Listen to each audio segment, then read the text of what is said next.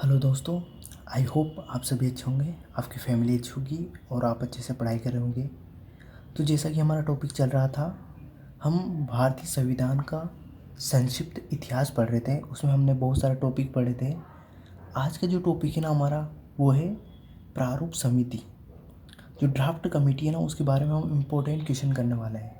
ठीक है, तो ये सारे इम्पोर्टेंट क्वेश्चन हैं, इनको अच्छे से तरीके से पढ़ना है, नोट्स बनाना है इनके। तो चलिए शुरुआत करते हैं। तो फर्स्ट क्वेश्चन है हमारा, प्रारूप समिति। प्रारूप, जिसको मसौदा समिति भी बोलते हैं, इंग्लिश में इसको ड्राफ्ट बोलते हैं, ड्राफ्ट कमेटी का गठन कब हुआ था? तो जो प्रारूप समिति है ना, इसका गठन हुआ था अगस्त 1946 को, अगस्त 1947 को हुआ था इसका गठन। अगस्त 1947 को, 1947 को इसका गठन हुआ था। तो जैसे ये क्वेश्चन आया ना, ध्यान रखना, बहुत ज़्यादा इंपॉर्टेंट क्वेश्चन है ये, कि प्रारूप समिति, ड्राफ्ट जो कमेटी है ना, उसका गठन कब हुआ था? तो अगस्त 1947 को हुआ था इसका गठन। ठीक है। सेकंड क्वेश्चन है हमारा, कि प्रारूप समिति का अध्यक्ष किसे बनाया गया? तो प्रारूप समिति का जो अध्यक्ष है ना, वो डॉक्टर भीमराव अंबेडकर साहब को बनाया गया था। ठीक है ना, भीमराव अंबेडकर को बनाया गया था प्रारूप समिति का अध्यक्ष। ठीक है, तो ध्यान रखना, प्रारूप जो समिति है ना, उसका गठन तो हुआ था 1947 को, अगस्त 1947 को इसका गठन हुआ था। और इसका जो अध्यक्ष है ना, किसे बनाया गया था? तो डॉक्टर भीमराव अंबेडकर को इसका अध्यक्ष बनाया गया था। ठीक है। थर्ड क्वेश्चन है हमारा, कि भारतीय संविधान का जनक किसे माना जाता है? तो भारतीय संविधान का जो जनक है ना, वो डॉक्टर भीमराव अंबेडकर को माना जाता है। भारतीय संविधान का जनक किसे माना जाता है? डॉक्टर भीमराव अंबेडकर को। ठीक है। क्वेश्चन नंबर 4 है हमारा, कि आधुनिक मनु उपनाम से किसे जाना जाता है? यहाँ आप उपनाम ध्यान रखना, आधुनिक मनु उपनाम से किसे जाना जाता है? तो आधुनिक आधुनिक जो मनु है ना, उपनाम से डॉक्टर भीमराव अंबेडकर को जाना जाता है। ठीक है, तो आधुनिक मनु नाम से किसे जाना जाता है? डॉक्टर भीमराव अंबेडकर को। ठीक है।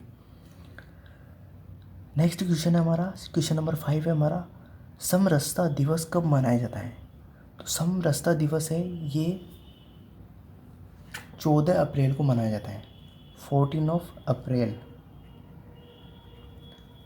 अप्रैल को मनाया जाता है। ठीक है, समरसता दिवस कब मनाया जाता है? 14 अप्रैल को। और इसी दिन भीमराव अंबेडकर का जन्म हुआ था। ध्यान रखना, इसी दिन भीमराव अंबेडकर का जन्म हुआ था। तो समरसता दिवस कब मनाया जाता है? 14 अप्रैल को, 14 अप्रैल को मनाया जाता है। और इसी दिन डॉक्टर भीमराव अंबेडकर का जन्म हुआ था। ठीक है।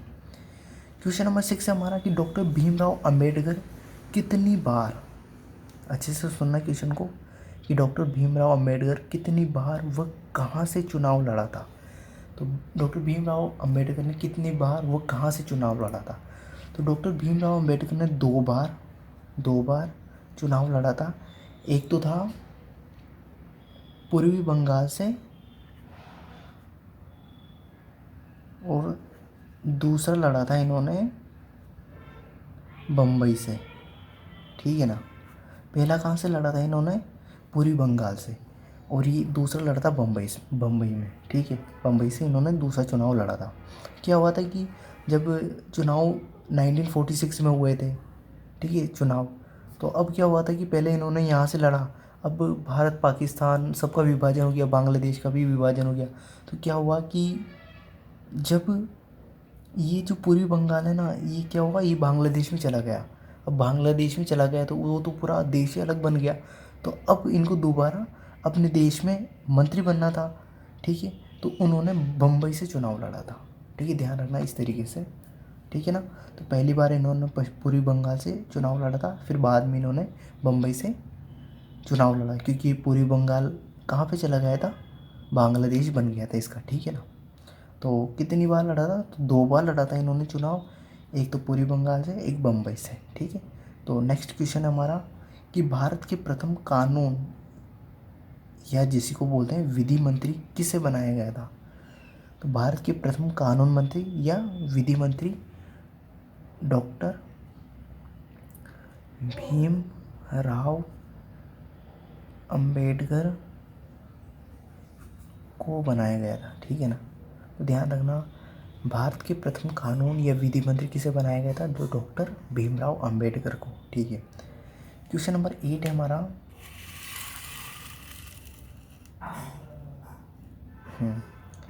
क्वेश्चन नंबर 8 है कि प्रारूप समिति में कितने सदस्य थे? तो प्रारूप समिति में सदस्य थे 6 सदस्य थे। और यदि अध्यक्ष को भी मिला दें तो टोटल कितने हो जाते हैं? 6 + 1 7। तो मतलब टोटल जो मेंबर थे ना, मतलब टोटल सभी को अध्यक्ष प्लस सदस्य गिने ना तो 7 थे। और यदि अध्यक्ष ही पूछता है ना तो एक था अध्यक्ष, तो और सदस्य पूछता है तो 6 था, और टोटल पूछेगा तो 7 थे दोनों मिला के। ठीक है, ये अध्यक्ष था और ये सदस्य थे, टोटल 7 थे। ठीक है, अब कौन कौन थे उनके नाम भी आपको याद होना चाहिए। तो first number N Gopal Swami Ayyangar, N Gopal Swami Ayyangar. ठीक है, सेकंड थे N Madhav Rao, N Madhav Rao. Third थे अल्लादी कृष्ण स्वामी अय्यर। ठीक है, ध्यान रखना, N Gopal Swami Ayyangar, second N Madhav Rao, third है अल्लादी कृष्ण स्वामी अय्यर, फोर्थ नंबर पे थे सैयद मोहम्मद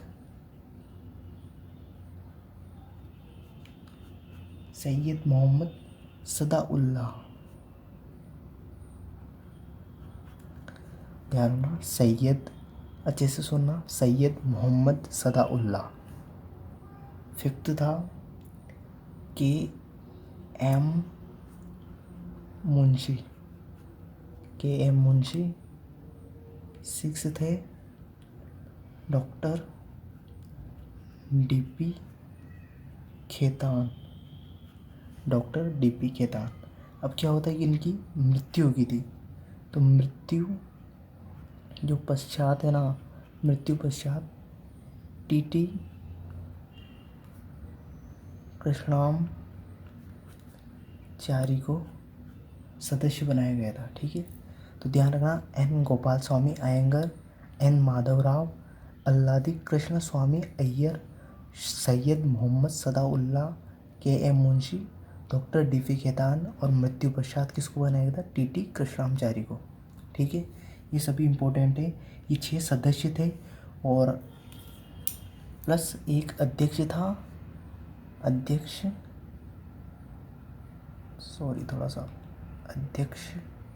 था doctor Bhimrao Ambedkar.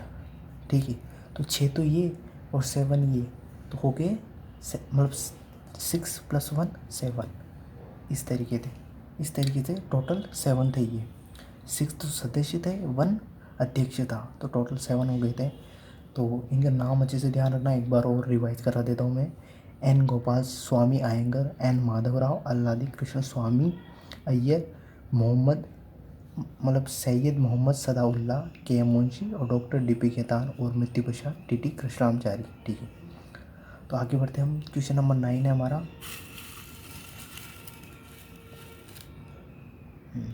Question number 9 है हमारा, प्रारूप समिति ने अपनी रिपोर्ट कब पेश की? तो प्रारूप समिति ने अपनी रिपोर्ट फरवरी 1948 में अपनी रिपोर्ट पेश की। ध्यान रखना इसको, ये प्रारूप समिति ने अपनी रिपोर्ट कब पेश की थी? तो फरवरी 1948 को। ठीक है, नेक्स्ट क्वेश्चन हमारा 10 नंबर, कि भीमराव अंबेडकर की प्रमुख पुस्तकें कौन कौन सी थी। तो भीमराव की दो इम्पोर्टेंट पुस्तकें थी। एक थी हिंदू धर्म की पहेलियाँ और सेकंड थी पाकिस्तान पर विचार। ठीक है, तो हिंदू धर्म की पहेलियाँ ये पुस्तक थी इनकी, और एक पाकिस्तान पर विचार, ये दो दो पुस्तक थी इनकी इम्पोर्टेंट। तो भीमराव अंबेडकर की प्रमुख पुस्तकें कौन कौन सी थी। तो हिंदू धर्म की पहेलियाँ और सेकंड थी पाकिस्तान पर विचार। इम्पोर्टेंट है, हर एक क्वेश्चन अच्छे से सुनना, अच्छे से लिखना, अच्छे से नोट्स बनाना। ठीक है, क्वेश्चन नंबर 11 हमारा कि भीमराव अंबेडकर को किसने संविधान सभा का दक्ष पायलट कहा है। तो भीमराव अंबेडकर को किसने संविधान सभा का दक्ष पायलट, क्या लिखा हुआ है ये, दक्ष पायलट कहा है। सुनना अच्छे से, दक्ष पायलट। तो किसने कहा है।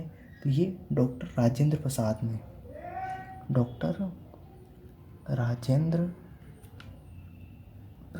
ने भीमराव अंबेडकर को संविधान सभा का दक्ष पायलट कहा है।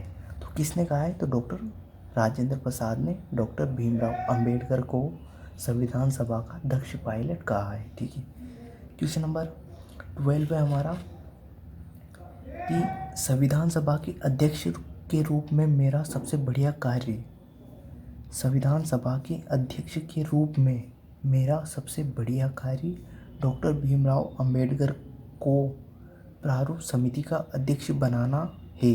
किसने कहा था, ऐसा किसने कहा था। एक बार और क्वेश्चन को अच्छे से पढ़ना कि संविधान सभा के अध्यक्ष के रूप में मेरा सबसे बढ़िया कार्य डॉक्टर भीमराव अंबेडकर को प्रारूप समिति का अध्यक्ष बनाना है। किसने कहा था। तो ये डॉक्टर राजेंद्र प्रसाद ने कहा था। ध्यान रखना, किसने कहा था, डॉक्टर राजेंद्र प्रसाद ने। ठीक है, सेकंड क्वेश्चन है हमारा, क्वेश्चन नंबर 13 है हमारा, किसने व किसके बारे में, अच्छे से सुनना, किसने व किसके बारे में कहा कि संविधान सभा के जनक के साथ साथ जननी भी है। मतलब किसने कहा था और किसके बारे में कहा था कि वो संविधान सभा के जनक के साथ जननी भी है।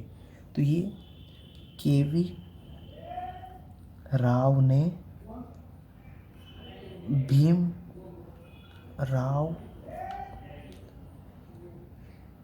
अंबेडकर, मतलब के.वी. राव ने भीमराव अंबेडकर को संविधान सभा का जनक के साथ साथ जननी भी कहा है।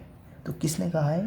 तो के.वी. राव ने किसके बारे में, डॉक्टर भीमराव अंबेडकर के बारे में कहा है कि वो संविधान सभा के जनक के साथ साथ जननी भी है। तो आई होप ये सेशन आपको अच्छा लगा होगा। आज हमने प्रारूप समिति के बारे में सारे क्वेश्चन कर लिए, सभी इंपॉर्टेंट क्वेश्चन थे। तो आई होप ये सेशन आपको पसंद आया होगा। यदि वीडियो आपको पसंद आए तो प्लीज़ इसको लाइक करना, कमेंट करके बताना है वीडियो कैसे लगा, और प्लीज़ चैनल को सब्सक्राइब कर देना। ऑलवेज पॉजिटिव रहना, मेहनत करते रहना, बड़ों का सम्मान करना, बच्चों का आदर करना और हमेशा एक दूसरे की मदद करते रहना। Thank you.